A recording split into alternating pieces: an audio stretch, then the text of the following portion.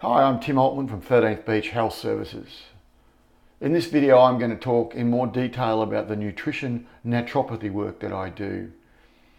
As I mentioned in the video talking about my services and my approach, I am very influenced by evolutionary medicine. So we look at from what we understand, how we're built to function, and we compare that to how we function now. And we understand from research that evolution takes tens of thousands of years for change in the environment to be assimilated by our bodies or adapted to properly by our bodies. Some of that research suggesting it takes 40 to 100,000 years.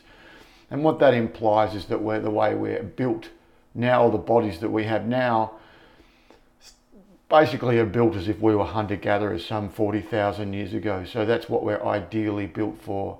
And so with the nutrition work and general naturopathy, it's a matter of looking at, well, how did we eat then and compare that to how we ate now. And we can, obviously, if we were hunter-gatherers, we lived in tribes and we lived off the land, so we ate what was available, and compare that to now what we eat with the vast amount of sugars, processed foods, stimulants, and chemicals in our food chain is a dramatic difference. Some of the research has suggested that one of the big changes has been an increase in carbohydrate in our food chain. It really elevated we developed what they call the agricultural revolution about 2,000 to 10,000 years ago, where we developed the capacity to farm, and so the foods that we farmed, some of the grains, we really got a big introduction into grains in those days. And so in doing that, that allowed us from an economic perspective to not have to move around and not have to live day to day. So we could have food that we could eat over a longer period of time and store it to a degree, which allowed us to go from being tribal to moving into villages. And then over time, that evolved and then the Industrial Revolution came along and we were able to process grains quite dramatically, and transportation allowed us to access grains from all over the world. So things changed very dramatically. And through those changes, the thing that changed the most was firstly the increase of carbohydrate in our food chain. And basically it suggested that we have at least 50% more carbohydrate than what our body's built for.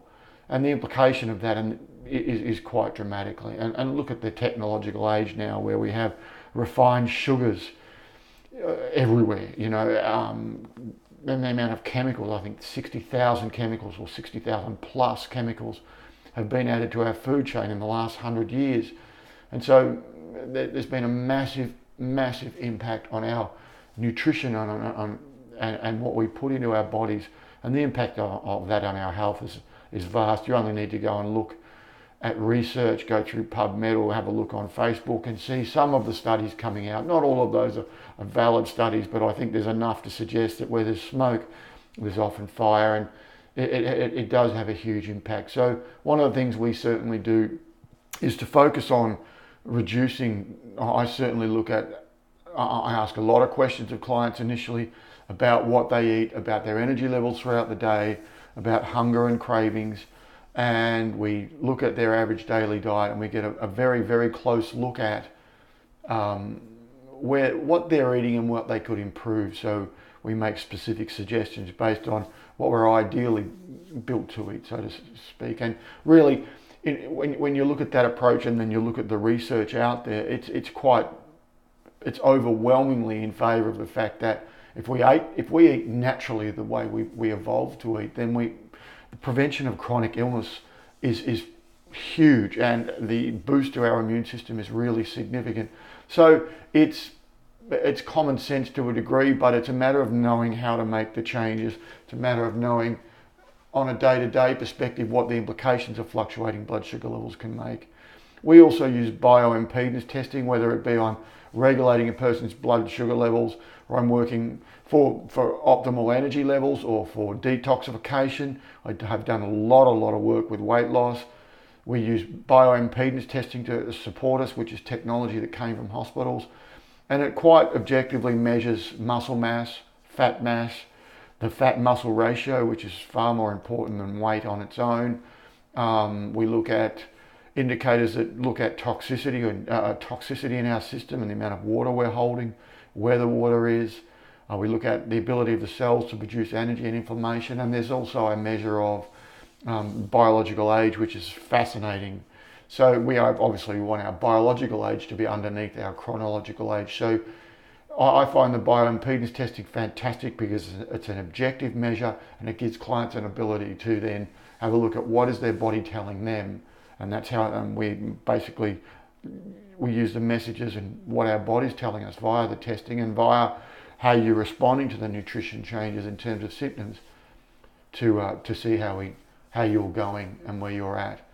With regards to naturopathy, I do use herbal medicines, I use supplements, we use homeopathics, a range of things for a range of illnesses. I'm not a huge prescriber, so you don't walk away from a session with me with a bag full of remedies and a very, very expensive bill. I do prescribe where I believe is necessary, but I'm not a huge prescriber. I believe in processes and getting processes right. Like, rather than prescribing crazy amounts, I'd prefer to see a person fix up their nutrition and then prescribe herbs and supplements, etc., as remedies. And so that's my approach to that. We see some wonderful changes when people really apply themselves. I've also done a lot of work with intermittent fasting, and I think really every culture in evolutionary history has been exposed to some level of fasting or famine. So our bodies know how to do it, but it's supervised, and extended fasting is always supervised. So intermittent fasting is a great counterfoil that allows you to lose weight long term or to maintain weight long term, yet still live a life where you can be social. So rather than trying to be really, really rigid all the time, it's really hard to do, and you can often then crash and burn and just drop it all and have periods where you're really good and then periods where you're really bad. The use of fasting as an offset can be fantastic. And once again, we use the bioimpedance testing to monitor how you're going along the way. So that gives you a good idea. We also use genomic or genetic profiling, which is a great one as well, which tells you your genetic strengths and weaknesses and how that can help you learn to optimize your health and avoid certain things, etc. So that's a look at that modality and how I use nutrition and naturopathy. For any more information, go to www.13thbeachhealthservices.com.au or www.timaltman.com.au.